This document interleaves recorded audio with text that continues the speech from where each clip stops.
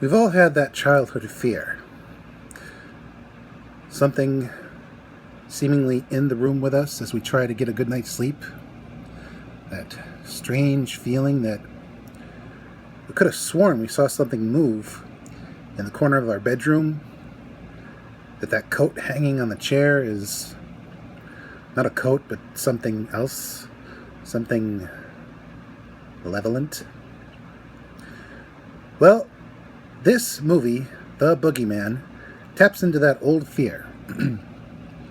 The story surrounds a family, a father and two daughters, one in high school, one still a little kid, but old enough to know what's going on, having to deal with the loss of the matriarch of the family, their mom, and the guy's wife, obviously. When something evil enters their home through the actions of another. I'm not going to spoil it, but let's just say whatever this entity feeds on, fear, despair, grief, whatever, the actions of the individual in question clearly let it in, infecting that poor family like a disease. And it's up to the daughters to save the day, because the dad still hasn't dealt with the loss of his wife, and he's ill prepared for this primal entity. The film is a scant 96, I believe, minutes, but it feels a bit longer, allowing the tension to be drawn out. Overall, it was a halfway decent story, although it doesn't exactly break new ground. It taps into the classic fear of the dark. Personally, I think humans are afraid of the dark since time immemorial due to the Vashta Nerada. Shout out to all Doctor Who fans who get that reference. But in this case, it's of a primal entity that's existed probably since humans first evolved, and is considered the reason that humans took up fire.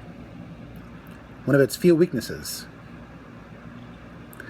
The actors playing the family are decent.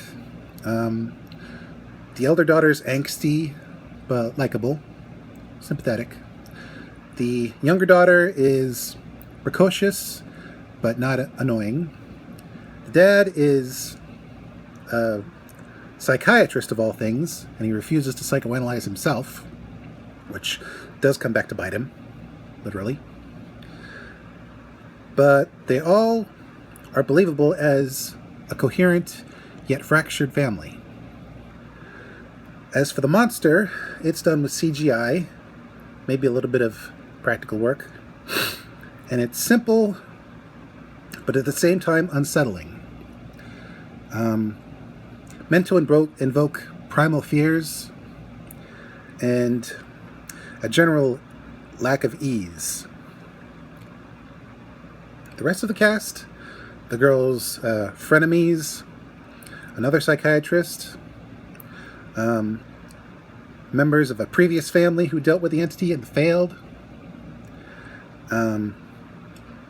all do a pretty good job of filling out the world and making this feel like a lived-in area. The settings are cast in deep shadows. I mean, why wouldn't they just go to Home Depot and get some extra lights? I have no idea. It makes the home the actual battleground, and a character unto itself. Simply benign things are turned into hiding places for the entity in question, and while you would think they would do a better job at lighting up the place and keeping the entity at bay, it's harder than you think.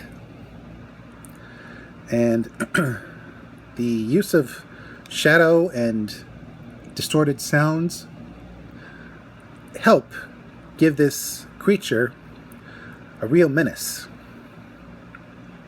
And while this film isn't exactly, like I said, groundbreaking, it does a pretty decent job of unsettling the viewer, though not nearly as well as the first two Conjuring flicks, or stuff from The Exorcist. You might want to wait for it to come out on streaming, but those who can't, it's not the worst way to spend an hour and a half, especially if, like many, you still fear the dark. This is Mr. J signing out and reminding you, check your closets, check under the bed, because you never know when something might